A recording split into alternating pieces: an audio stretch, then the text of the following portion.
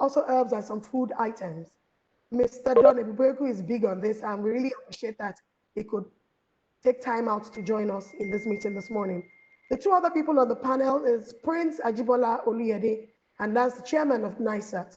NICERT is a partner of EcoCert in Nigeria and is a private certification company. The last but not the least is Mr. Okechukwu Williams, and is the president of LEPMAS, and that is the leather association in the Southeast. We decided to bring the Southeast Leather Association, the leader, because they deal with finished products. And that's very important when we're talking about leather.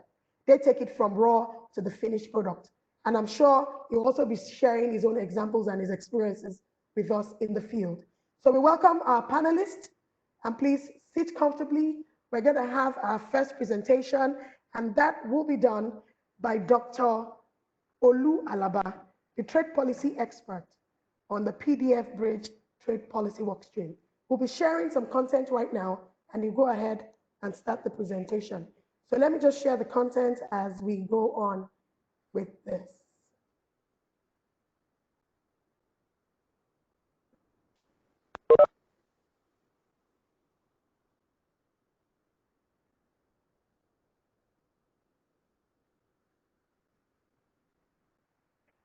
So I believe that we can all see the screen. Dr. Alaba would be taking this right now.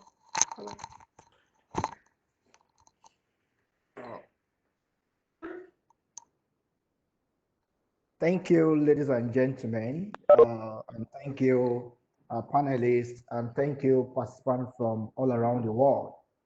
I will quickly run through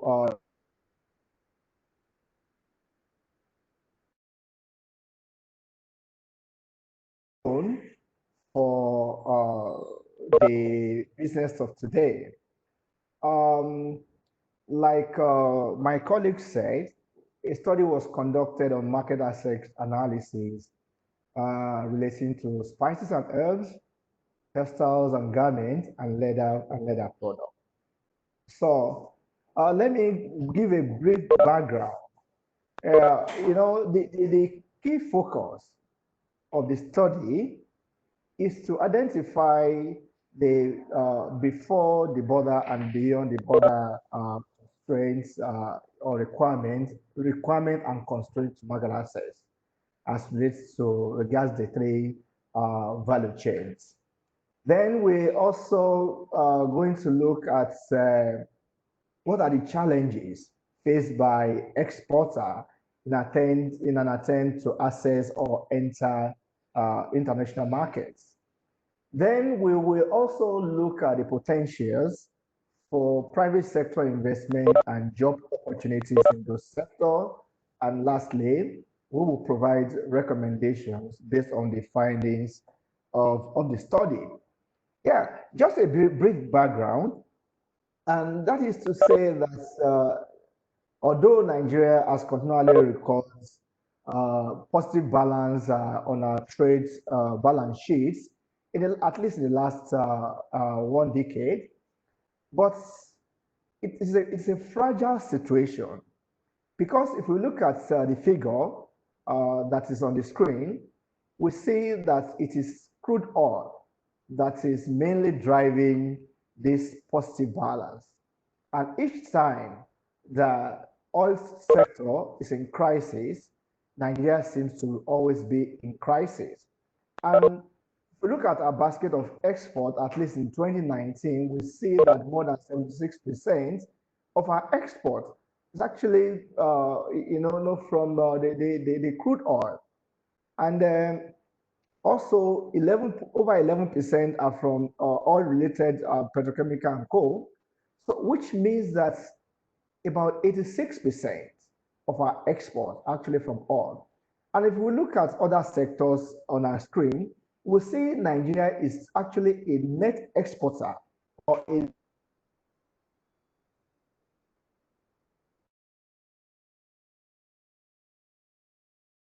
has been energy, and even for processed oil in terms of PMS and coal. If you look at it, we're actually a net importer, which means that other sectors are not doing well. We are actually surviving on oil. So each time the oil sector is in crisis, we're in crisis. So how should we restructure the trade basket in such a way that we move from dominance of oil and we move to, perhaps in the near future, in not too distant future, dominance of non-oil items in our trade basket. And I'll quickly look at the opportunities or data in terms of significance of each of the sector. And Nigeria is the sixth largest exporter of ginger in the world, at least in 2018. And this figure or this data is actually from the NEPC, which shows that 523,000 metric tons of ginger were produced annually in Nigeria. And Nigeria is actually produces 14% of the world production, total world production, and we export 4%. And the next figure actually shows, the top global exporter of ginger, which Nigeria is number 6, which means there is an abundance of potential in this area. The same thing with other spices, other herbs and nuts, like Bisa kola nut. Nigeria is expected to be producing 70% of global output of kola nuts. So which means Nigeria is in a good stead actually to explore more than what we are doing now. And spices market is expected to grow by as much as to grow up to about 21 billion by 2024. So how do we position ourselves to actually exploit these opportunities? Also, the same trend in leather, and the figure is clear that in terms of destination, there's huge demand actually for Nigerian product. And it will interest you to note that the data show or evidence from ABBA shows that ABBA shoe manufacturers produce at least 1 million pairs of shoes every week, which translates to 52 million annually.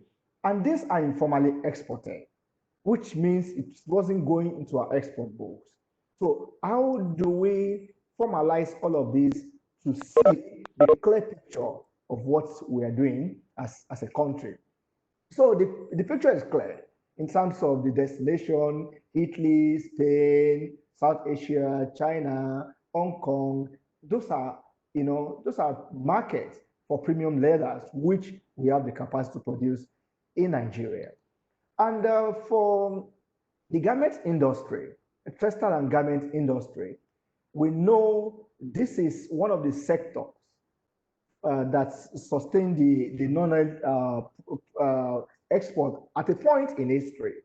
And government actually, pumped a lot of money there to bail the sector out when there was crisis. But along the line, we lost it, which is part of the conversation we'll be having today. What are the approaches? The approach is that there are 4-pin approach. One, we did the desk review. The second is exporter survey. Also, we did focus group discussion and key informant interviews. And from all of these, we generated the kind of information that was analyzed to reach some conclusion in this study. And the data is on your screen to see how we actually got the data based on scientific selection criteria. What are the findings? From the characteristics of the firm, exporting firm, we realize that in terms of size, bulk of exporters of these items, these 3 items, are actually micro and small enterprises, especially in the formal sector. And micro enterprises actually consider about 58% of exporters of these 3 value chain. and small business constitute about 30%, which means for medium and large scale enterprises, only 12%. 12% of which medium-sized enterprise is 10% and large firm is only 2%, which means we must be deliberate about growing the MSMEs towards export because they are the majority. In terms of the informal sector, there are majorly micro businesses and small businesses, of which micro businesses actually consume 95% of exports in the three value chains, and only 5% is small business. In terms of formalization status, you know, it will interest you that as important as leather sector is, bulk of the activities going there and going on there are going on informally. 61%, more than 61% of the entities operating in this sector are actually informal. And in terms of spices and herbs, you know, this in terms of formalization is close to 90% of entities or operators in these sectors are formalized, and less than 11% are informal. In the garment industry, we have close to a third of them operating informally, while less than two-thirds of them operate formally. In terms of gender representation in the value chain, you know, we realize that female participation in all of these sectors are actually very, very low, which is some of the key issues that would make recommendation. The picture is so clear. We have three pictures here, which shows gender representation in the total, in terms of both ownership and the employment structure. So, and the two pictures down shows the characteristics of gender of the owners and that of the employee. It's very clear that women participation in these sectors, they are very low, particularly in the leather industry. In the leather industry, female participation is very low. In the informal sector, female participation is very low. Then, what are the requirements that exporters need to fulfill before being able to access markets and before being able to enter market? We have registration requirements, we have conformity assessment requirements, and we have additional requirements which some destinations actually require for you to enter their market or the destination market. And this is clear in the slide that is here. It's self-explanatory. I don't want to waste time because time is really going. What are the things that exporters go through to fulfill this requirement in terms of costs and in terms of time? Let me first of all go to the time, average time to fulfill requirements. And the fourth figure shows that for you to do any piece registration, the average time to fulfill this registration requirement is 2.5 days. For NAQS, it's 6.2 days, according to the data. To start NSP process, you spend like 18 days. The monster there is the ETLS process, which you spend average of 115 days for you to fulfill ETLS certification. And for you to obtain your clean certificate of inspection, you actually will go through that in a little less than 6 days. No, a little less than a little less than 2 days. For your certificate of origin, it's a little over 1 day, and so on. Other things are there. But in terms of the cost, to the three value chain, logistic is a serious issue. Logistic is a very, very serious issue. And for the three figures, 1, 2, 3, you see that an average to fulfill logistic requirements is between 170,000 and 185,000 on the average for exporters. For security clearance, they spend between 15 and over 18,000 naira. For SON, by reason that we don't know, we realize that it is actually huge an amount of money to fulfill SON requirement for both leather and garments.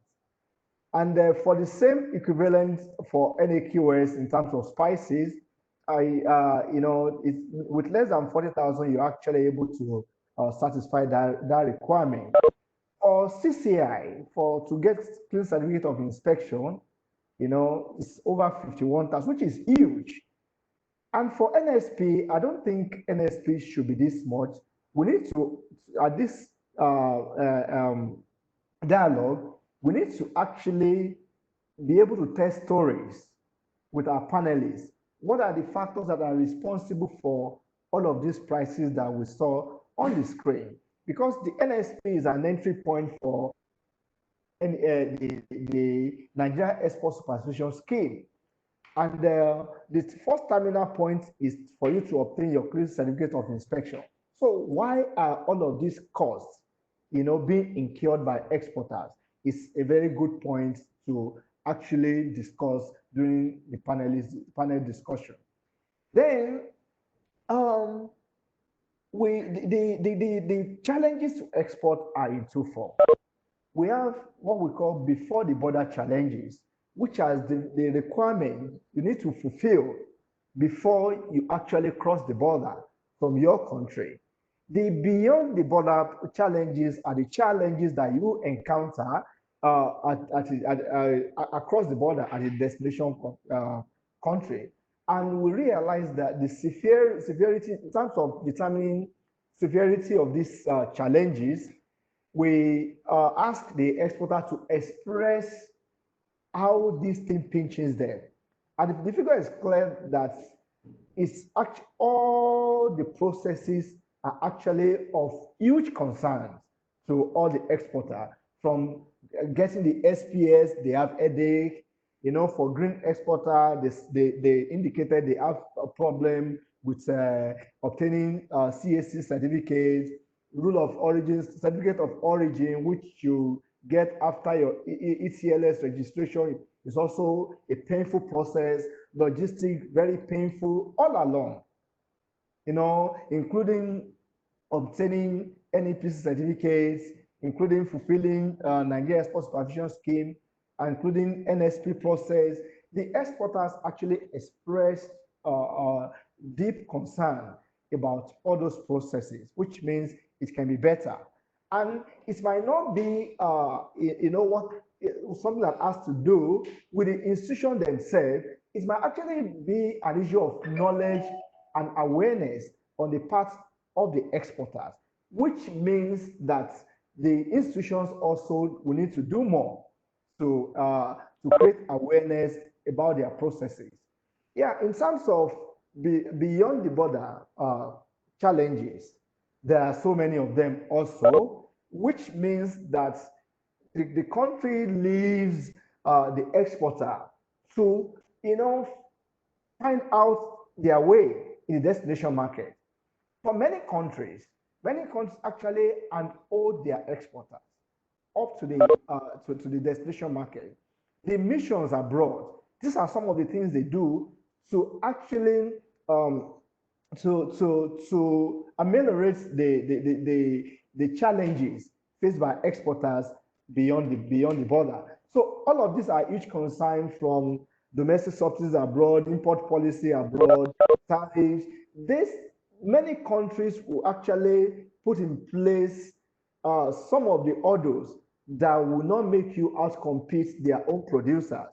But how is our government engaging to make sure both tariff and non-tariff barriers to trade are dismantled? Yeah, in terms of supportiveness of business environment, it is clear that the current business environment, although we have moved significantly on the ease of doing business ranking, but if we look at trading across the border component, we have just made a marginal improvement, which means in terms of business environment to support export, we need to do more, because bulk of the respondent actually indicated that the business environment is not supportive for their exporting business. And in terms of disaggregation of the environment, of the factors responsible, issue of trade leaders infrastructure is actually key.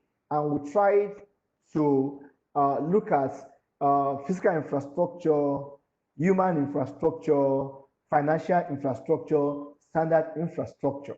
And all of this also, port infrastructure and co, all of this also, with one degree or the other, are actually very, very challenging. And most of the challenges is experience relating to power, relating to corruption at the port, which is human factor, relating to standards, relating to port infrastructure.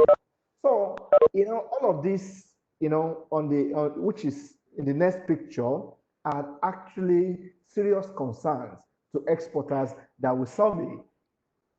In terms of specific challenges, we look at the trade value chain, and we realize that both infrastructure, quality, government policies, storage facility, legal requirement, information requirement, packaging issue, there are also there are challenges of different variations across the value chain. So what can we do actually to make the life of our exporters easier? And the picture is clear from the next slide. We decided to put it in pictures so that it will be easy to relate with. I know my time is running out, but let's look at what are the potentials in the sector. Currently, Nigeria provides 60, Nigeria leather exports, 68% of those things, those products actually now goes to the West Africa. And we are dominant in terms of supply of leather materials to West Africa. But if you look at the other side, it shows a graph of potentials in other parts of the world, in Europe, in Asia, that there's huge potential for Nigerian leather. So how do we exploit this opportunity? But given these opportunities, given this potential, we realize that investment into the leather sector is dominated by informal investment, particularly from family and friends. And if you look at the graph, the yellow one shows which one is most significant. And if we look at family and friends source of finance is the most significant of all, which means that this is going to limit exploitation of opportunities in this area. And if you look at foreign trade partners, development partners, private businesses, chambers of commerce, the contribution is actually relatively less significant to what family and friends offer.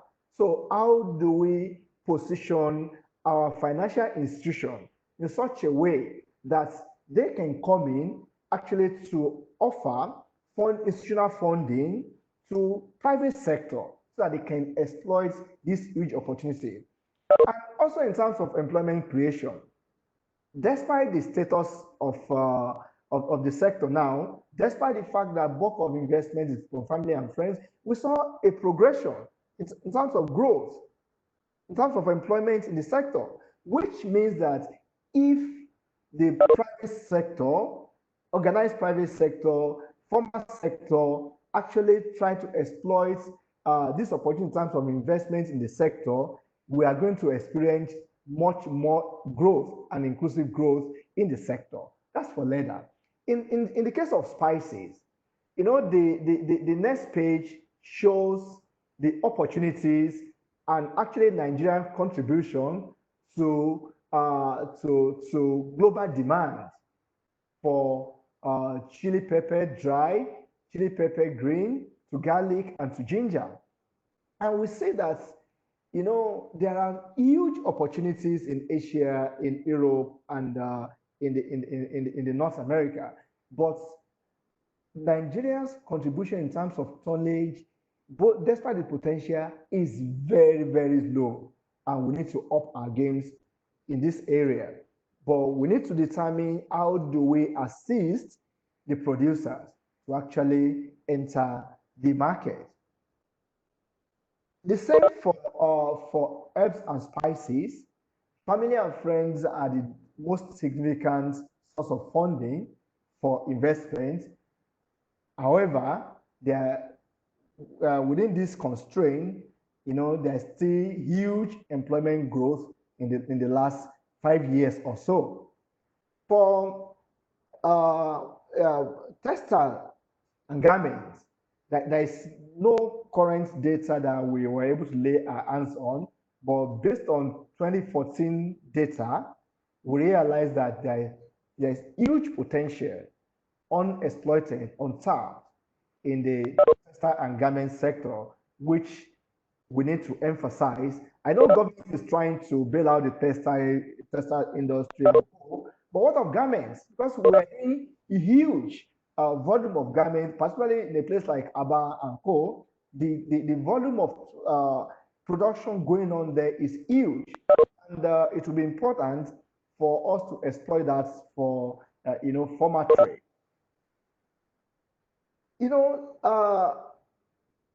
What are the support system for exporters? Well, we can say the exporters are actually left to be on their own when they get to destination market.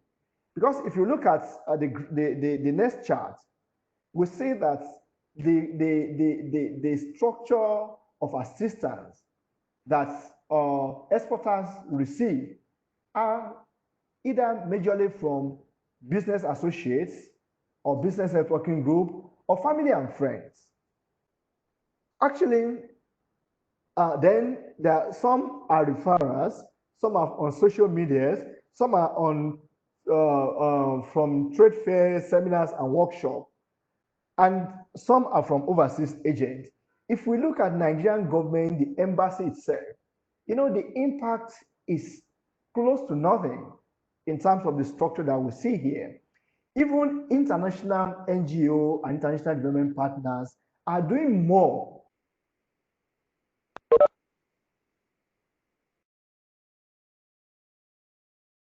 What can we do to change this dynamic? Those are some of the things that we will be discussing on the panel. In terms of recommendations, one, we have to encourage formalization, increase formalization in the value chain, so that entities in the value chain, when they are formalized, they have access to government funding, to government infrastructure, to formal sector funding. So it is important for us to formalize, to encourage formalization of most of the entities in that sector.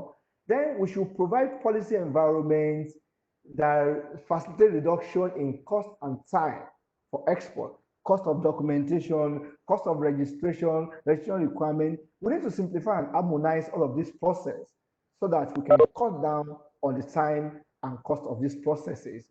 Then infrastructure came up very significantly, and power is one of the most important, and there are models to use, of course. The PDF supported the Nigerian government on a program they call Energizing Economic Model, where they created a structure of off-grid lightning for Ariara markets in Aba and Sura markets in Lagos, and those models are working very well. Then we should harmonize and domesticate our standard, and they must actually be the domestic standard, for all of these items in Nigeria itself before we take it abroad. If we properly domesticate the standard, we will have automatically, whether we are exporting or consuming locally, automatically meet the standard abroad. You know, we should do something about port infrastructure and port logistics. You know, recently I read in papers that, so okay, we were about opening up the Lekki ports, but the evacuation model, the evacuation mechanism, are not in place here in terms of rail, in terms of evacuation routes, and in terms of bypass. They are not there. It means we're actually walking ourselves back to the problem of Apapa. Then human infrastructure, you know, human factor, bribery, inefficiency, and corruption at the ports, corruption at the exit of the ports has to be taken care of. And how do we take care of this? Let's automate the process. Then we have to facilitate environment that enhances private sector's confidence in profitability of the sector, and then which will attract greater institutional funding or commercial funding to the sector. Then we must position Nigerians' missions abroad to facilitate trade. We must create desks that will engage on government intervention for market access. We must also create desks that provide market information for our exporters. Then also we must be deliberate about investments that we encourage or that we take care of the needs of the women and youth within the value chain. We saw clearly that the value chains in terms of structure are biased towards men. And if you want to solve poverty problem, women are key. How do we re-engineer the value chain in such a way that we encourage more women? We create infrastructure, financial infrastructure that encourage training, capacity, that encourage more women to operate within this value chain so that they can survive, they can earn income, and you know, the critical mass of people in poverty in Nigeria can reduce. Thank you very much for your attention.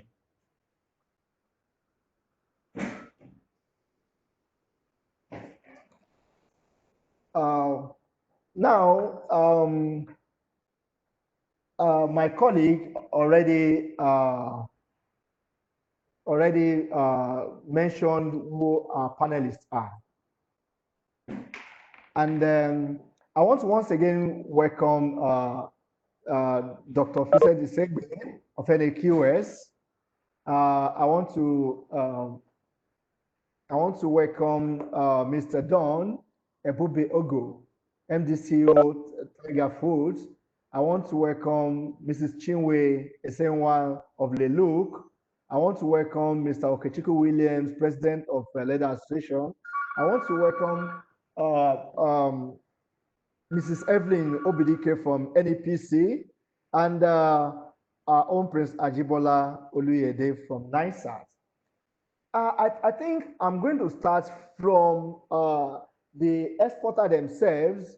Then from there, you know, go to the government agencies that ask something, one thing or the other to do with this. Then I'm going to end with Prince Oluyede. Yeah. You see, let me first of all give 2 minutes for us to actually make preliminary comments. And for the practitioner, I want you actually to hit the nail on the head regarding some of the before the border constraints and beyond the border constraints that you have been experiencing in this field. And I'm going to start with Mr. Don Ebubeogo. 2 minutes, please, to make your brief remark before we go head on into the dialogue. Thank you so much. The floor is yours. It was a wonderful presentation from you. I must say that I'm very much impressed with the kind of information you were able to gather, especially on herbs and spices. And then on spices, let me quickly say that I firmly believe that talking about the export market, we should also take into consideration the fact that if the domestic market is not taken care of, the export market will naturally will not grow. I have monitored what Nigeria has been doing in trying to increase the volume of export market. But if we take a cue from what Indian government has done or the Indian country has done, what they did was to increase the volume of their export to about $2 billion. And if you look at their production per se, which is about 1.6 million tons, it is only about 10% of that that is going to the export market. So what I'm saying in essence is that until you take care of the domestic market, they will continue to put pressure on the export market. You won't be able to have enough to export. It is only when we have surplus in the domestic market that we can now talk about exporting whatever we have into the export market. Thank you. Okay, thank you very, very much. Let me go to Mrs. Chinwe Ezenwa of Leluk. Thank you very much, Doctor. I very much appreciate your doling out heavy statistical information on the trade value chain, and couldn't really give that much on textile and garments. And that is so very obvious because government had neglected this sector in the past. It's only very recently that they had poured in billions, almost about 100 billion naira. But up to date, nobody has anything to show for it. But I must align my thoughts with Don Ibubog. If the local market is not taken care of, I don't know what type of export market that we are going to be actually talking about, because Nigerian government knows a lot about importing second-hand clothing than they know about reviving our textile industry. And they know very much how to key into WTO conventions that had marginalized these sectors since 1995. They were too hasty in entering that convention to the detriment of our country. Having said that, there are wars that exporters face in trying to send out their goods. I've always maintained that business is war, and you have enemies on all the fronts. And I think all the government agencies in some way are enemies to exporters. And I will expatiate on that. Thank you very much. Thank you so much. Let me go to Dr. Vincent Isegbe of NAQS to make, oh, sorry. Let me go to Mr. Okechukwu Williams, President of Leather Association of Nigeria. Hello? Hello? Are you there? Mr. Okechukwu Williams? Okay, let's move to Dr. Vincent Isegbe of NAQS to make the preliminary remark. Well, thank you very much for your presentation. Thank you. You have always been good at that. So we just say that you continue to keep up doing that which you know how to do best. I just want to say that, export trade is not an all-commerce business.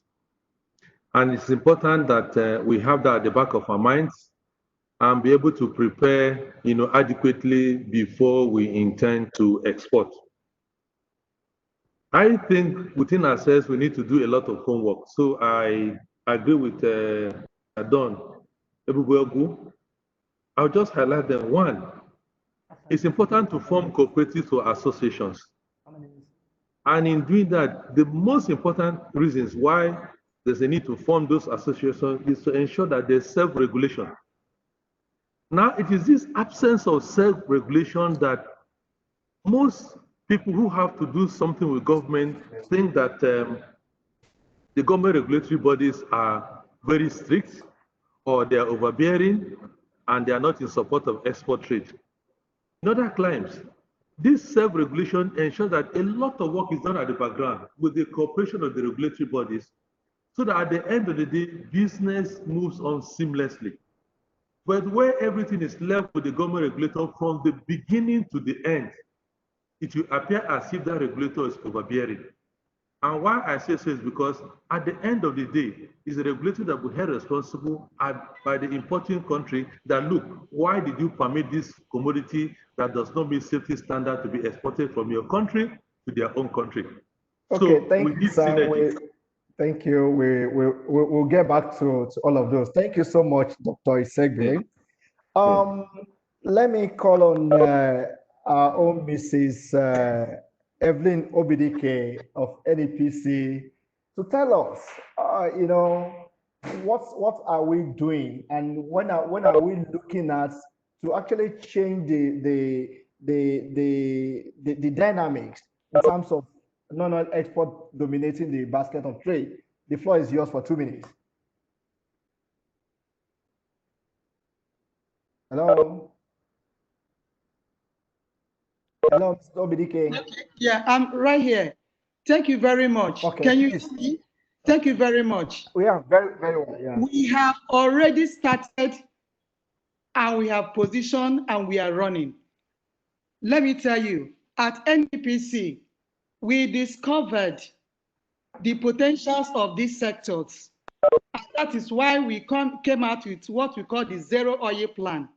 And under the Zero Oil Plan, we have 22 major products, which rubber, spices, textiles, leather are all part of. And these are products we say that can give Nigeria foreign exchange of 30 billion US dollars in a year. That was one of the criteria we chose then, what we call category A. And what did NEPC do? We came up with the Zero Oil Plan, and we were able to push it through the ERGP, the National Ministry of Budget and National Planning, integrated this plan into the ERGP in 2017. With that, we now came down to the state, the grassroots, with what we call the OSOP, one state, one product. That is just one. And now we are engaging the states, because if the products are not available, you have nothing to export. And under the one state, one product, we did not just keep quiet. Exporters were not left alone. There we are talking of building things like the infrastructures, production infrastructures. We are talking about certification, traceability, global gap. We are working with research on HACCP. They are facilitating the SMEs. But then more than that, in terms of registration, because I must point out that NEPC is not agreeing with the submission of that report. What they said is not correct concerning the time it takes to register as an exporter. Let me tell you, according to the EOI compliance report in 2019, NEPC was rated 7th position, scored 74.1% on efficiency compliance. And in terms of transparency, they are talking about human interface. In terms of transparency assessment ranking 2019, NEPC scored 92%, beating other MDAs.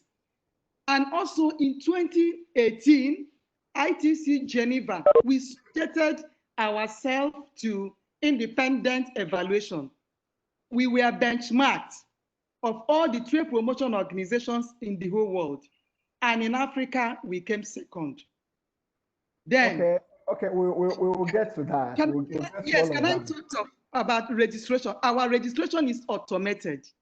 24% automated. We And know. analysis. We will get to that. We'll get to that. Okay. Thank you very much. Thank you very much. Thank you. Can I Thank call on the representative of Prince Ajibola, Mr. Emmanuel Nanji of NISAT? Hello, Mr. Emmanuel. Mr. Emmanuel of NISAT. Okay, do we have Mr. Okechukwu Williams now? Mr. Okechukwu Williams, Leather Association President. Okay. Please, can you, if you are on mute, can you unmute yourself? Mr. Okechukwu Williams, can you unmute yourself if you are on mute?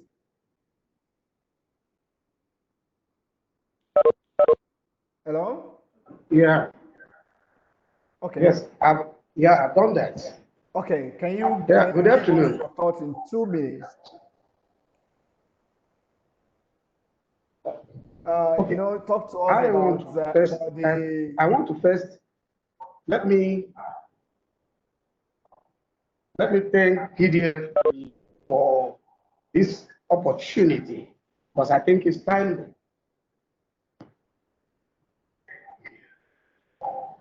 We're hearing you. It's really time. Is also a good one. I think coming from Aba, the leather sector here in Aba, I want to actually key in with my panelists who have spoken on the need to satisfy the local market. Because even here, our local market is influenced foreign products, second-handed, and mostly from China, substandard products.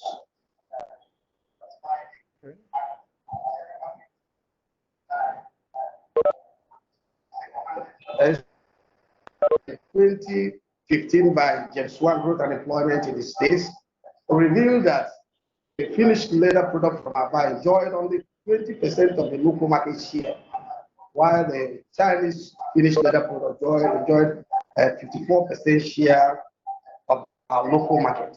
So the need now is for us to look at how we can satisfy the local market. The vast population of Nigeria is a huge market for the local producers to satisfy. In as much as we are also enjoying within the West and the Central African countries like Cameroon, Congo DR, and Equatorial Guinea. The industry has been neglected in the past, only for the recent intervention by the governor and the senator in trying to prove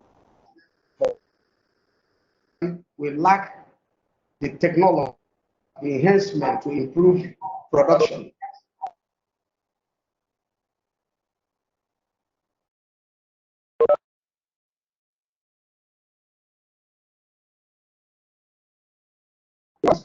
Move the concentration, possibly funding from organized private sector, and to be able to procure some basic machines to enhance productivity. And when this is done, I think we'll be ready for the global markets. I mean the foreign market, the European market, because for now we think the competition is very high. Because we have to compete with the brands like Gucci, brands like Stereo, Prado. We don't have the basic.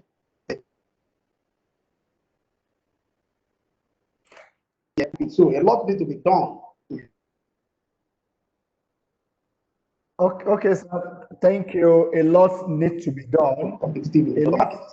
Thank you so much. A lot needs to be done, and that's one of the reasons why we're here. And we want you to, later in the conversation, itemize how do we reposition the sector for profitable business, both locally and internationally. I want Mr. Emmanuel to come up now. Has it been? Mr. Emmanuel. Mr. Emmanuel of NISAT.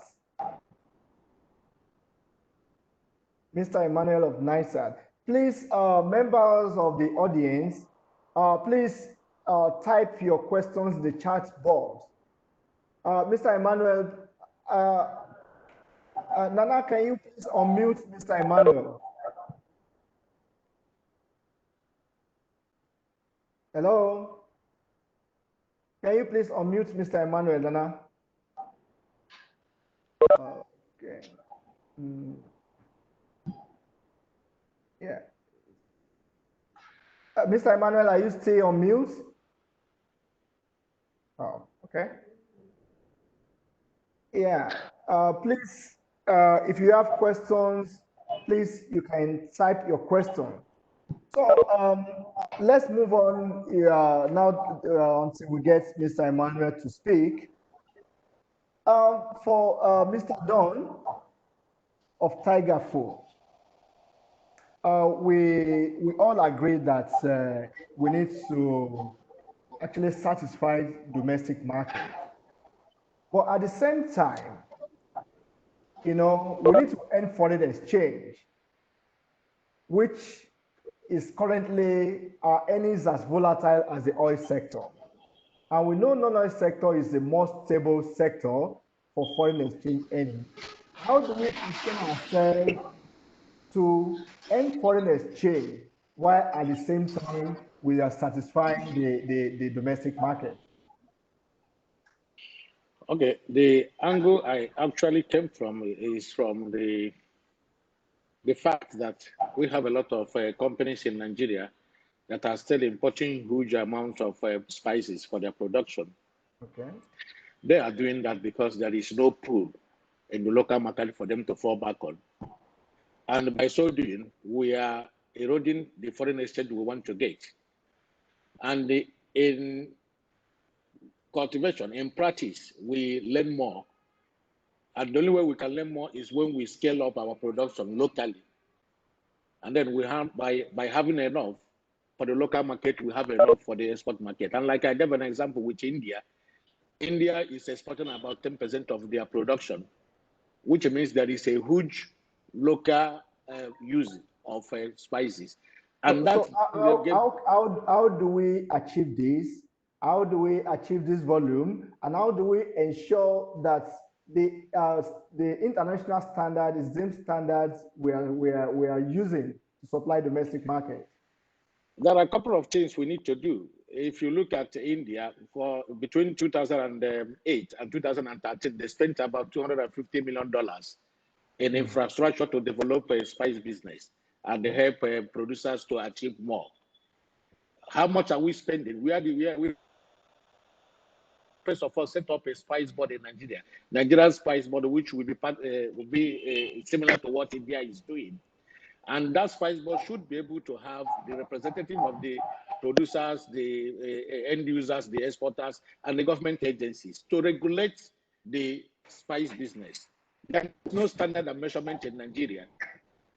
For instance, the ginger we are talking about, we could as well increase our ginger production to about 1 million tons.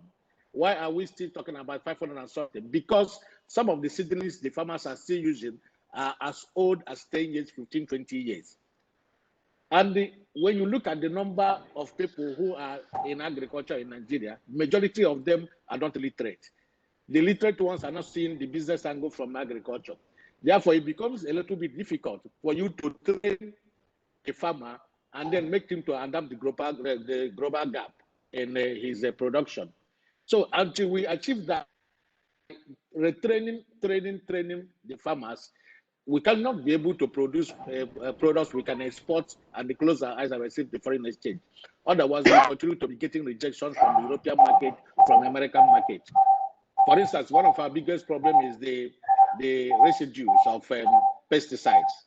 And up till now, there is no clear-cut directive on what is the best practice and what is the best additive for the farmers to do to produce their products and be able to export without getting rejections. Okay, so we'll get that. We'll get to that. Thank you so much. Let's save it for now. Mr. Emmanuel, are you here now? Mr. Emmanuel. Mr. Emmanuel, are you here now? No? Well, let me go back to Mrs. Esenwa. Yeah, you have alluded to the fact that the sector, like the president of Leather has just said, has been neglected for a while. What do we do to make the sector attractive, both in terms of textile production and garment production? What do you think we need to do to make the sector attractive, for attractive to private investment? And beyond that, what do you think we should do to make our garments much more competitive than what we are doing right now? This is Esenwa. Thank you so very much. I'm glad that we're having this dialogue. And first of all, let you know that we have various associations, both in the garment industry and in the textile industry. And most of these associations are not really held to account as to what actually do they do. So having said that, we must find a way to integrate the National Association of Textile and Garments and the Fashion Designers Association of Nigeria and all those pockets of agencies that are designing and producing garments. But most importantly, the government policy on importation of both used and new materials, imports, cheap products coming in from China must be closely looked at. Could you believe that even as at this moment of COVID, huge amounts of used clothing are still being imported into Nigeria? Exactly what do we need to do right now? I will go quickly to the low-hanging fruit. The Nigerian government has, with the American government, AGOA, African Growth Opportunity Act. We should quickly key into that. We lost 15 years of that opportunity to import duty-free all our textiles, and we lost it. We now have another 10 years extension. What we need to do quickly is to get our fashion designers to look at the quality of what they produce. I am a beneficiary of training programs from AGOA that made me to use my bags to confirm that if you produce a quality good and send it to a foreign country, it will sell. My first target was the opportunity given to me by NEPC to go to where they source products in Las Vegas. And there, I was able to compete with all other emerging markets from Bangladesh, Pakistan, from Indonesia. And today, my bags are sold in most parts of the world. I was also able to get the Nigerian ambassador in Spain, Ambassador Bianco Juku, to carry my products, to carry my handbags, to go to work. So we must engage our foreign diplomats. They are not just going to those countries to warm their cheers. They are going to go there and do justice to our made in Nigeria products. Thank you. Thank you. We'll come back to you because you are able to do that because of your connection. Please think through how I will not say it is because of my connection. That's a very wrong statement. It's not a connection. It doesn't have anything to do with connection. So take back that. No. This is available because don't even know who are represented. So don't use that word because I will take offense. No, which means It is that there should be capacity building. Please, Mr. Speaker, let me land. There should be capacity building. There should be knowledge sharing. The government must do more to inform its citizens of its products. Exactly, that's what I'm coming to. We are saying the same thing. So do that. Don't say connection. I don't have connection. Okay, you have the privilege of information. Yes, that's what you can say. Everybody to have that privilege. Don't say connection. No. If you say connection, I will. There is a way to create awareness. You have the National Orientation Agency. You have National. You have NEPC. All right. And you have your own NGOs. All right. So don't use the word connection because this lady here does not work on connection. All right. Thank you. Thank you.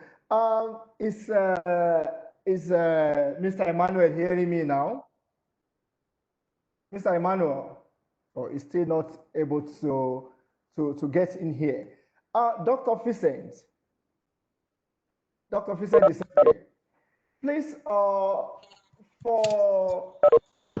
spices and herbs that we export, how do we ensure that we position our farmers from planting culture through processing, through the international market? What kind of model, from your experience, do you think will work based on the peculiarity of Nigeria for us to position ourselves in such a way that whatever we are taking from the farm through the value chain abroad will be of a standard that will not be rejected? And what do we need to do to make sure we enhance confidence of the international community in our products from Nigeria? Thank you. Yeah, thank you, Mr. Speaker. It's interesting that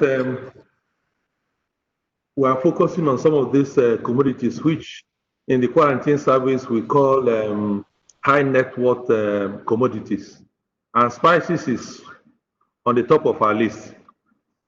We have realized that generally we need, or as farmers, they need to come as groups, call it cooperative, call it association, call it whatever.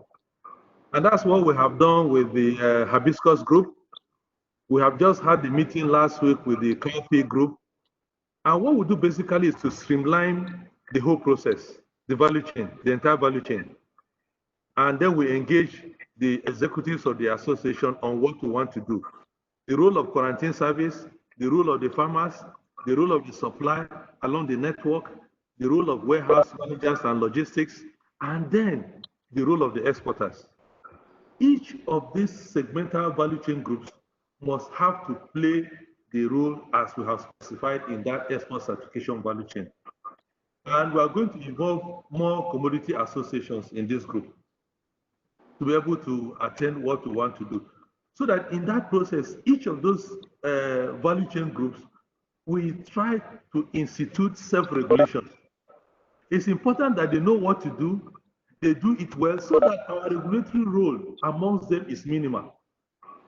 We supervise what they are doing, we ensure that they do it well, then at the end of the day, we find that we have less stress at the export decks. The state governments are involved too as well. So when these things are done, then it will be easier for their communities to pass our certification for the export to the importing countries. But again, we need to let farmers to know, or everybody involved along the value chain know, that there are specific rules that will prevent your commodity from accessing the international market. One is to ensure that they are able to pass the phytosanitary certification. That is for plant and plant products. What I mean by plant and plant products is anything that has to do with the plant kingdom, grains, tubers, rhizomes, cereals, vegetables, fruits, all those ones. Now, it's important that the phyto that is given to you is not tampered with and is not mutilated. And then the commodity you are exporting does not have pathogens or pests, as the case may be. All those things are sorted out in course of that export certification value chain. Now, the precise certificate is such that when it is issued to you and you are carrying it, you do not conceal consignments alongside those that we have inspected. So that invalidates the whole commodity that we have inspected. Exporters should know that. And then the labeling, the packaging, it should be done in such a way that it carries the correct information. Most times, exporters use the local names that we have in Nigeria. We encourage the use of botanical names. If you don't know it, the quarantine service will help you to put the botanical name. So that when you say Ugu, Ugu is not known in the US as Ugu, it's known as a particular name, biological name. And then, no item that is prohibited should be exported. Each country has its own prohibitive items. And we encourage that as we liaise with quarantine, it is not done, so that your commodity will go seamless. Then there's what they call additional declarations. These additional declarations are, you are giving extra comfort to the importing country. The date you harvested, how much you harvested, what was the cold chain handling facility, how were they packed, and all those things. Those give additional comfort to the person importing that those commodities safe. And then, the last but not the least, the use of fumigants and then pesticides. All those ones are being put in place along the value chain. In Nigeria today, most farmers use pesticides that they don't even know the name. And we encourage that you only buy pesticides from approved quarantine outlets. And then if you don't know how to apply them, the quarantine inspectors will be on the farm to let you know what to do. If you have an export farm, you cannot buy from the local market with the intention of exporting. No, it is not allowed. Because we don't have the guarantees that they have passed through all these processes. So we expect that anyone producing for export should invoke quarantine from the plowing stage up to the point of export. I'll come back to you, sir. Yeah, so those are the small things that we need to do. Because I'll come back to you in the course of the discussion, because I do not think what the standard of what we consume in Nigeria should actually be different from standard of what we export, but we'll come to that in the course of the discussion. Is Mr. Emmanuel now able to speak? Oh, yes. Yes, I'm able to speak now. Okay, thank you very much. Yeah, right. Can you make quick remark on how your institution, be a private sector-led institution, yes, what you are doing actually yes, to support Nigeria to enter market without stress? Yes. To enter the international market without stress. All right. So thank you very much, Mr. Presenter. I'm really very, very excited to be in this discussion this afternoon. I've been listening in on every conversation and contributions that have been made. And it's really very, very exciting to know that we have this full of ideas coming up. So my name is Neji Emmanuel, and I'm representing Prince Ajibola Oluyede, who is the chairman for NISAT Group. He sends apologies. He's unavoidably absent for this panel discussion this afternoon. Now, I want to start by identifying the need for us to have standards for local production. From our few years of experience in this sector as a private sector, we've come to realize that when you export products from Nigeria, for so many of the products that we produce in Nigeria, you will realize that it has almost become a norm that when those products get outside Nigeria, you realize that those products were actually produced using standards that are far less than what is obtainable in the international market. And I see that we are talking about spices, herbs, textile, and leather in this panel discussion. Now, let me give us an example using textile. When you export textile products from Nigeria, because of the low standard of our textile from Nigeria, once our cotton gets outside Nigeria, it automatically loses 30% of its value, competing with other products in the international market. So it tells us that there are standards that we need to comply with. And in fact, when we're talking about food products, it cuts across every kind of non-oil export product that we're thinking about, be it textile, spices, herbs, leather, and other non-food products. So it's very, very important for us to understand the need for standard. So one of the things that we are advocating for as NICET Limited is that in Nigeria, it's very important for us to at least develop what we call a national standard for production of various commodities in Nigeria. Mr. If we Emmanuel, have a can you turn on your video? Let's see your video. Okay, so I don't know if I'm allowed to do that now. Okay, Yeah, all right. please. Yeah, please. Okay, okay. Yes, I think I'm able to do that now. Okay, thank you very much. Okay, Yeah. Yes, thank you. So it's very, very important for us to realize that we need to develop standards even for the local production. I hear people talk about us stepping up our standards for the export market. Now, and you continue to realize that day by day, life expectancy keeps going down in Nigeria. Shouldn't we at least produce what is safe for our own consumption, even before we talk about the export market? So I think if we are able to domesticate international standards and best practices, then it means that it now becomes a natural thing for us as Nigerians to produce whatever non-oil products that we produce according to international standards, so that out of the abundance of what we have produced for our own consumption, we are automatically able to export because it has also met the international standard. When you ask the layman out there on the streets in Nigeria, what is food security? Very often, many of us restrict or limit food security to just mean food abundance. But that's not what it is. Because when you go to the international market and in other enlightened parts of the world, food security includes food safety to start with, and then you talk about food abundance, and then you talk about the nutrition that you derive from the food. These three components must all be present before you can say that you have food security. So Thank you, Mr. Emmanuel. We'll come back to you. Thank you so much. You can mute your video now, and okay. you know, let me come to Mrs. Obidike. You know, when NEPC was created in 1976, it was as a result of the global oil market crisis we had then that informed creation of NEPC. And then the government said diversification was urgent. That was 1976. And as of today, 2020, diversification is still urgent. What is the NEPC doing currently to urgently translate that urgency to actual urgency? Thank you very much for this opportunity.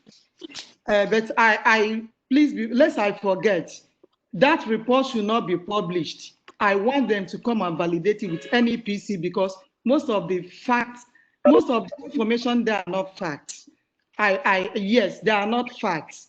But let me answer what you are saying. I have already said zero oil plan, and we have given you the zero oil plan, which we are working through the states under the one state, one product. And all the governors had keyed it, because production is key. If you don't produce, you cannot export. Then let me also say something about this standard, because we are doing a lot about standard. There is nothing like having national standard for various products. The buyer dictates what he wants in export trade. A product like Goma Arabica gum, you have the food grade, you have the ones in the textiles. So it depends on what the buyer wants. And that is why the buyer will always give you his specification, but there are minimum. Okay, but what we are doing, understand that even within this COVID period that is lockdown, we have trained 42 SMEs under HACCP, hazard analysis critical control points, getting them ready to compete in the African continental free trade. And Mr. Neji was one of the trainers, NICET. And we did it in collaboration with GIZ. And then we have on stream, we are doing what we call the export competency development. Gone are the days somebody will just stand up and say, I'm carrying my shoes to Ghana, I'm carrying my shoes to, no. There is a process. And what NEPC is using now is what we call we are using what we call the export coaching approach. This is an approach we developed with the Royal Netherlands Embassy, facilitated by the Center for the Development of Imports from Developing Countries, CBI Netherlands, whereby we take the exporters as soon as they register. Some of them, we do what we call the export clinic, and then we do zero to export, teaching them the rudiments of export. How do you look at the product? How do you brand your product? What is the use? Who are the buyers? Please let me chip in something. Yes. NEPC is an institution to do exactly what you are doing, but given the volume of export, we need to actually, change the dynamics in the basket of export. How is NEPC positioned to actually cope with the critical mass of non-exporter that we need to change the dynamics? We are positioned because initially we had only 6 regional offices in the country. Now we have 26. Now we have what we call the smart offices. And with these smart offices, the idea is to have an office in each of the states. So these people engage, they enlighten, they are training, and we have engaged what I told you under the zero-year plan, the one state, one product. We have told each state, give us a minimum of one product, and then we develop it, the whole value chain, and to export it. And then the other structures under women. You mentioned women. Under women, when we recognized the potentials of women, we set up the unit. And I was the first national coordinator for women in export for NEPC. And then we teamed up with the International Trade Center. We created awareness. Now, all the states in the country have a women desk. And that women desk, because of what we have done, we have enlightened the women, we have worked on the product. Now, I want to give you statistics. We have trained under spices. Just last year, we trained under spices on the North Central, 343 women, Northwest 323, Northeast 141, South 338, Southeast 286, Southwest 424 with ITC. Then under garments, 158 in North Central, 89 in Northwest, 184 in Northeast, South 254, South is 186 and South 82. Yes, ma'am. Let me come in a little here. Yeah, come in a little. We have seen the statistics that you are rolling out. Yes. But the approach should be a train the trainers approach. Because if we are looking at the volume, we are doing that. Can I finish, Mr. Alabi? Can I finish? That we did TOT, train the trainer, depending on the sector. Depending on the sector. And remember that the focus of Nigerian government is value addition. I hope you know that. We are not talking about exporting commodities. Tiger Foods that is there, because you talked about, there's nothing like connection.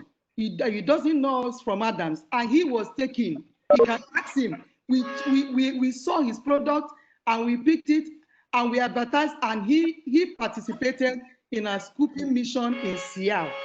What I'm saying is that we identify, we are working with groups, and we tell the groups, give us your leader. If you give us your leader, we train them, they go back. And we are working with women associations. Give us time to talk, because that report. We have limited time. We have very limited time. That report should not be published. It is not correct. Under the youth, you mentioned youth.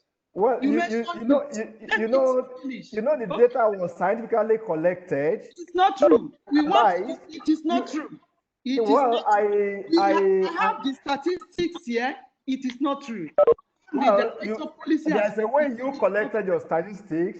There's a way that went to the field collected their statistics. So let them come officially.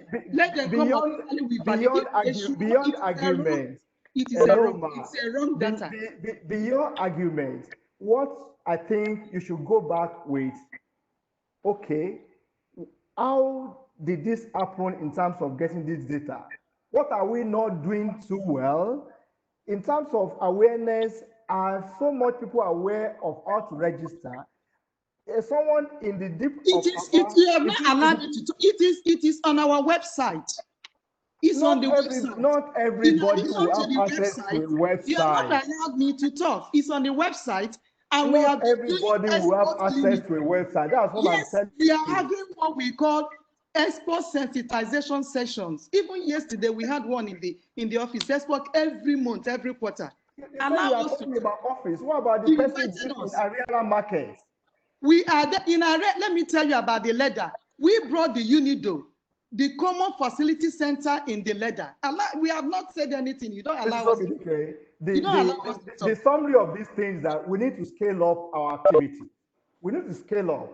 If we want to achieve what we actually intend to achieve with non-oil sector, we need to scale up so well to be able to achieve dominance of non-oil sector. That's where I'm going to.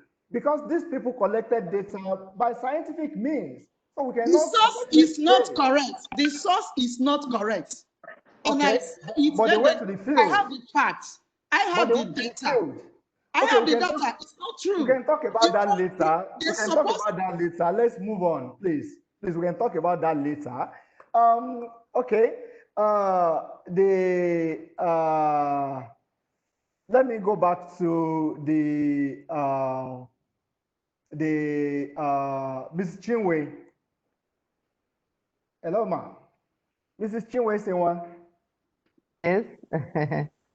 Please, in terms of concrete restructuring or rejigging of textile and garment sector in such a way that it would deliver the kind of volume that would change the dynamics from dominance of oil to non-oil sector.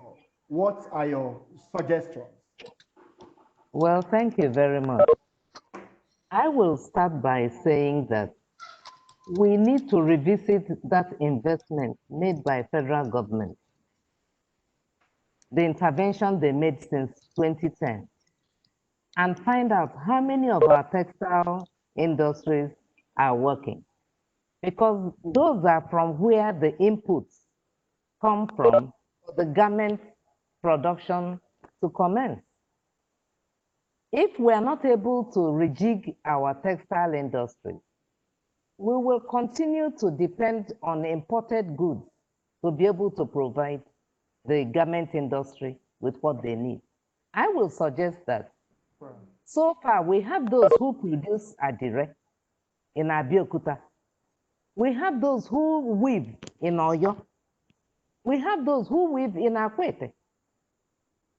We should be able to bring all these people together. We have been having several trade shows where these women come together and display what they do. Then come the Association of Fashion Designers. There is no designer in Nigeria that is not able to supply globally. The biggest problem they have is access to the international market. That access, I think, should come from home. We should be able to know exactly what are the markets you are targeting your goods. What are the specifications those markets are looking for? What are the import regulations? What are the policies that we need to work on before you can get your things down to that place? Then we have to talk about infrastructure, which the speaker has identified as one of the major problems, because if you produce at a very high cost, it will be very difficult for you to compete with your international partners over there. So we have to get our infrastructure right. But quickly, while we are waiting for that, We have this ongoing AGOA intervention, huge market to the US. We should tap into that one ASAP with the companies that are ready. We know several of them. They have what they call AGOA, textile visa stamp. Once you bring your products and those products meet those AGOA standards, they can be shipped out to the market. So secondly, to try to get to the root of this whole problem, we must get our National Board for Technical Education reorganized so that you catch them young. Those people that are going to technical schools, studying fashion and textile design, should be given adequate training so that they will be able, because right now we don't have good succession planning. In those textile factories, most of them are aged, like myself. It's very difficult. So please, Mr. Speaker, I will also lend my voice to NEPC. There's a lot of gap in the data gathered that I read before I came to this meeting. And since this is a dialogue, my advice is, as a moderator, listen to us more than you talk, because it is from listening that you'll be able to advise us, since you're the expert in this industry. But if you're going to have a belligerent attitude and talking using languages that can be a bit offensive, then that will scare any potential participant in the future. So I beg you and I plead with you to take it easy, please. Thank you. Thank you so much. You see, what I'm saying is that I wasn't the one that did the study. A firm did the study, went to the field all around Nigeria, used scientific approach to collect data, which I presented, you know, and came back with report after scientific analysis. It will not then be right to, by a wave of hands, just throw away what they did for 3 to 6 months. We need to come, you know, together, sit down, and tell ourselves, why is this situation so?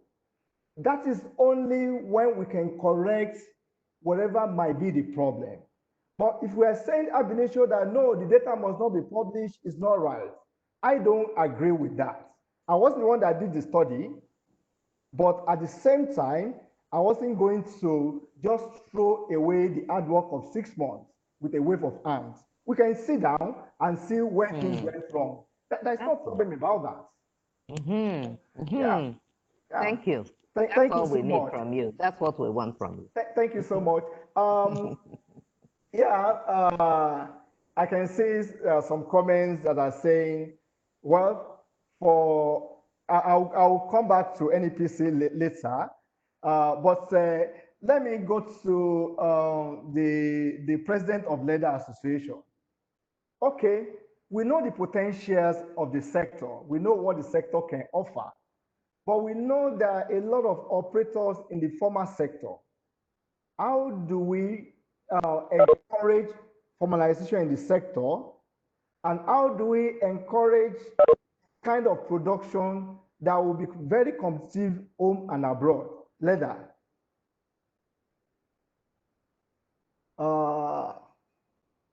Mr. Williams. Mr. Williams, okay, is no longer here. Let me go to Mr. Don. Mr. Don, please, going back to spices, and we're looking at the potentials.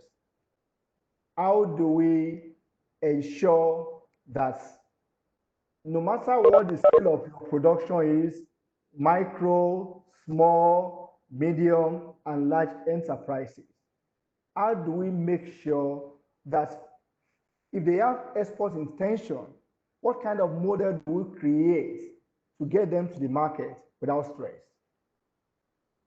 Thank you. Like I said before, we need to actually give this a double approach. Because in Nigeria today, it will be very difficult to separate the domestic market from the export market. In Nigeria, it is also difficult to get a producer that is also an exporter.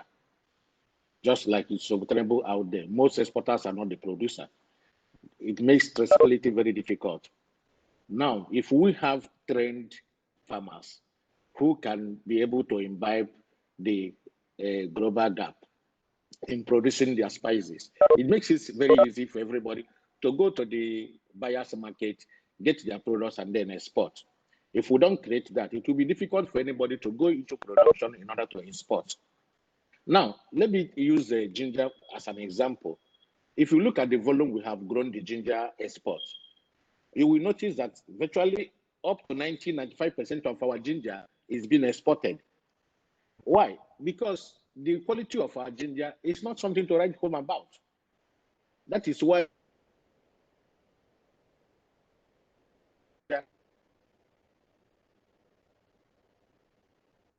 before they can be able to use that. And because we are not adding value to our ginger, we are selling them at a very cheap price, in spite the nutritional value and the resin value of our ginger. Wow. Now, if you go back to the farmers, you notice that up to today, people are still using dirty water to wash their ginger. People are still spreading the ginger on the roadside, attracting more impurities, and then increasing the aflatoxin levels. So, if you look at the funding government.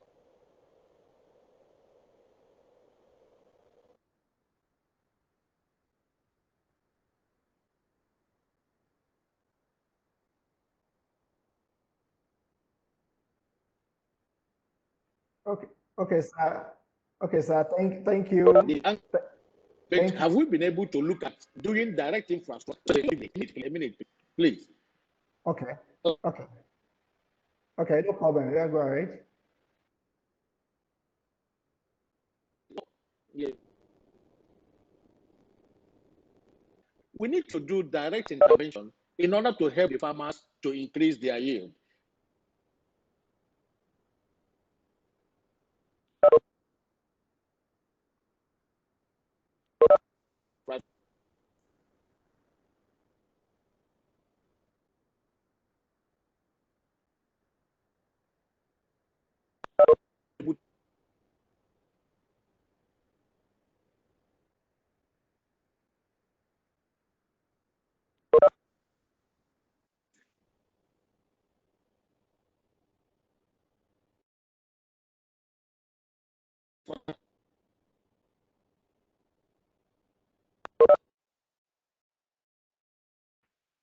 Okay, sir. Thank you so much.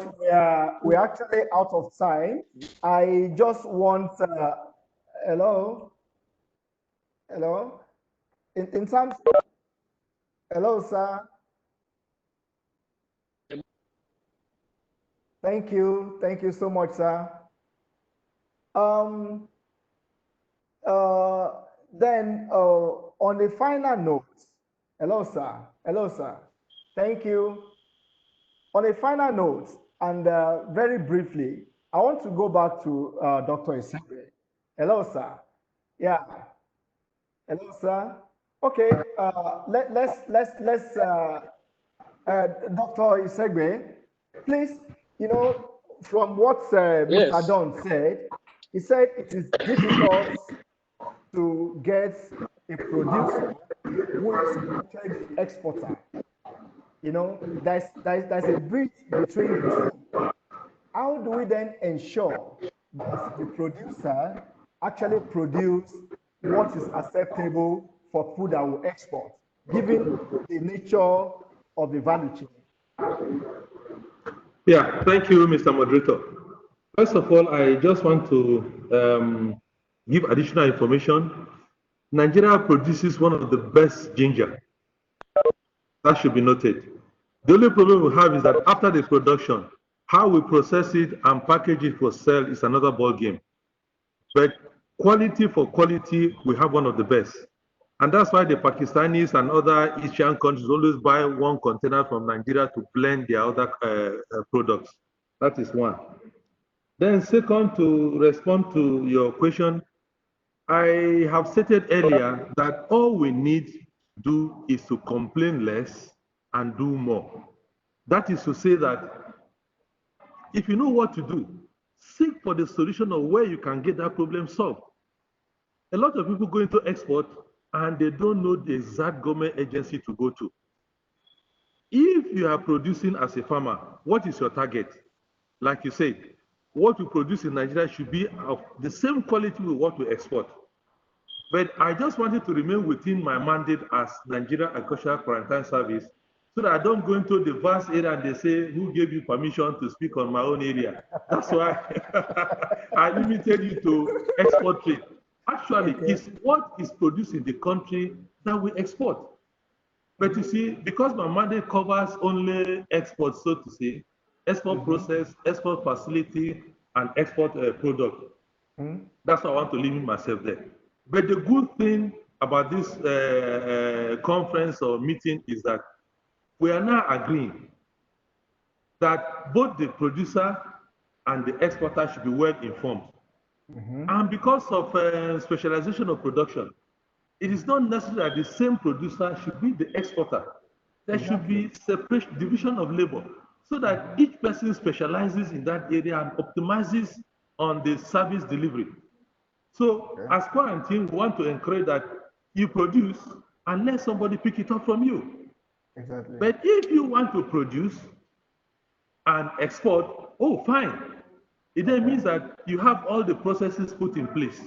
That as you are producing, you have the transport facility, you have the cold chain, you have the warehouse, and you have effective pest control, integrated pest control management. Thank you very much for that intervention, sir. Thank you so much. Yeah, let me quickly get back to Emmanuel. Emmanuel, is Emmanuel there? Oh, yes, I'm right here. Okay, like Dr. Fisen just said, Yes, sir. you know, we should get ourselves to a point where the same standard they expect of us abroad is the same standards that we give to people that consume here. That's right. As an organization, from the experience of the organization, how does other countries position themselves to ensure that what is produced for domestic consumption is the same that is standard and produced for export? Just 2 minutes, Okay. please.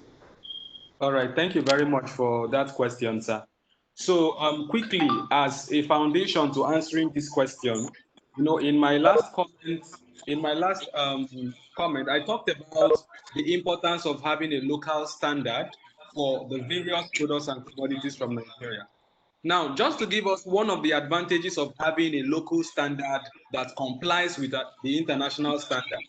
Now, one of the things that it does is that if, for instance, we have a local standard for spices, organic spices in Nigeria, what we can do with that is that it positions us to be able to seek what we call an equivalent international of the international bodies in the international market. So if, for instance, we have organic standards for ginger production in Nigeria, what that helps us to do is that we are now able to have equivalent in the EU and the US. So that any ginger and even other products that are produced and according to our standards, they are automatically accepted in the international market. And then when it comes to seeing how we can bridge the gap, how we can take care of the disconnect between the standard of production and what is obtainable in the international market. One of the very first things I see that we need to do what I call serious sensitization on people. I've heard from some of the panelists on the issue of knowledge gap. There is a serious knowledge gap in Nigeria. And so one of the things that we are doing as NICET is that we are collaborating even with the government agencies, making proposals to them to see how we can, through their platforms, train the common people for production according to the international standards. We've been able to train some people with the NEPC, like Mrs. Evelyn Obidi. They are also trying to train some people under the Federal Ministry of Agriculture. And for the new Empower volunteers that will be coming up very soon this year, we've also made a proposal to the Empower, and we are hoping that we'll be able to bring the volunteers, especially the people who will be volunteering in the area of our agro. So Thank you. Thank you so much. We'll still interact with you to get some of your thoughts. Yeah, okay. For the panelists, I will give you one minute to actually wrap up. After which, I will give Mr. Ugochukwu Umedi 1 minute, Mr. Estra Yasukshan 1 minute, and Mr. Kevin Umeb 1 minute. But the panelists, I will start from Mrs. Obidike. And what I want you to talk about is how do we scale up increasing activities to be able to actually generate the kind of non-export volume that stabilizes Nigerian foreign exchange. 1 minute, please. Thank you. Once you continue the implementation of the zero-year plan by increasing the production, the one-stop, one product with the states, the standards, we have started the enlightenment, and even we are collaborating with the British Deputy High Commission, with the CBI, and also other agencies, NISA. We are educating and we are going all around ECOWAS strategic partnership, but more importantly, is the release of incentive, what we call the Export Development Fund, because to get the SMEs to abide by this, to comply, they need funding, and that is what NEPC has been, the memo before the Executive Council, asking for the Export Development Fund. And then women and the youth, we have what we call the Youth Export Development Program. And then for the informalization of the informal trade, we have put up a structure. We have carried out 2 studies already. We carried out one with Chatham House. With Chatham House in 2017, NEPC carried out one in 2018. We discovered 63 border posts. And then we are working with different consolidators in the Wani market. We have their export data to date. So we still want, under the Export Development Fund, if it is released, we continue to educate them to have a system. Then, thank you, for thank you. It's 1 minute. Want people to visit our website. Thank you. Okay, thank you. Yes. Thank you. Let me quickly go to Mr. Okechukwu Williams. Your last thoughts, 1 minute. Hello, Mr. Okechukwu, your last thought on how do we improve your sector? Okay. Let me get back to Mrs. Esenwa. Please give us your last thoughts about the sector, how to improve the sector, the last thought. Number 1, federal government should declare a state of emergency on export and convene an emergency meeting of the Ministry of Information, Agriculture, Education, Trade and Investment, Labor and Productivity to see what they can quickly do. Thank you. Thank you very much. Let me go to Dr. Esegbe, your last thoughts. Yeah, thank you so much. I just want to thank you guys, PDF2, for this opportunity. We are willing and available to assist, in assessing export markets. We are located at, you can locate us at our website, and our emails are active. So whatever situation they are, we are willing to be of assistance. Thank you.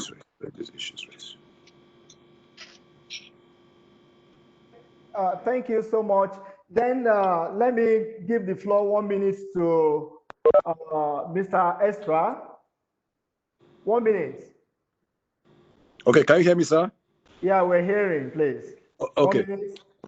Please, without overflogging the issue, my name is Ezra Yakusak. I'm the Director of Trade Information at NEPC. Okay. And I just want to say a word about that report that we received. When we received that report, I personally visited the office of African International Trade and Commerce Research in Gwarimpa, Abuja. And some of the issues we raised were number one. We expected that if there was any report to be done on Nigerian exporters, and if there's any authority that is statutorily empowered to register exporters, it's the NEPC. So we were supposed to have released any data they were going to work on. We never released such data. Okay. We can talk about that. We'll talk about that personally. We can relate about that to say. No, Mr. Moderator, you see, sometimes when somebody wants to make a point, and I think you should allow me finish, because we are, see, if we're not doing right, we want to subject ourselves to public scrutiny. We want to improve our services. If there's something we're not doing right, we want to improve. I mean, there's nobody that is an island of his own. But if the thing is false, we ought to tell you people the truth. And that is it about it. Okay, we'll talk about that. I will call the person that did the study, the lead. I met him one-on-one, sir. I met him, Mr. San Mba Kalu. I met him one-on-one. And the report was supposed to have been validated with the NEPC. They never came to us. We never saw that report. And I don't think it's right. It's not against NEPC, it's against the country, because this report has gone out. I don't think it's fair. Thank you, sir. Thank you very much. Mr. Kevin, 1 minute. Is Mr. Kevin there? 1 minute. Yes, I'm here. Okay, please go ahead. 1 minute. We're listening. Okay, thank you very much, Titi. I just wanted to say that it's important when we look at the non-oil exports. Subnationals are very important at this stage. I'm happy that the NEPC spoke about the zero oil plan. Majorly, we need to start to execute and talk less. For the agencies that are very willing, we in Edo State, for example, we are working on the oil palm. And I want to believe that for one product, one state, we have to take it very seriously. The COVID-19 has exacerbated the issues on import substitution, and you can see how regions are already working together.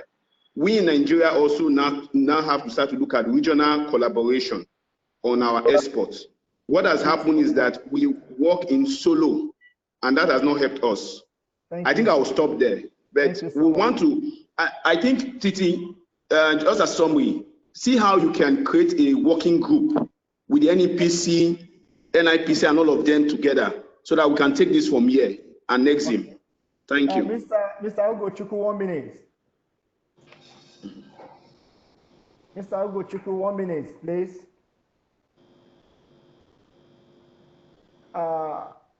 Okay, let me give you the 1 minute to Mr. Mr. Oladipo Joseph, sorry. Please, 1 minute.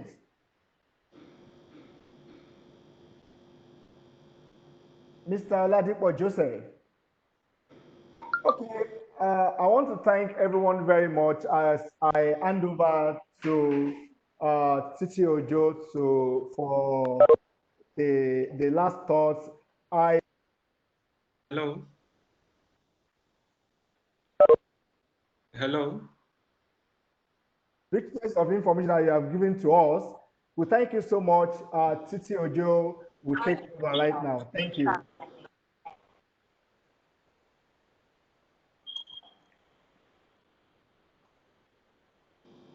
All right, here we go.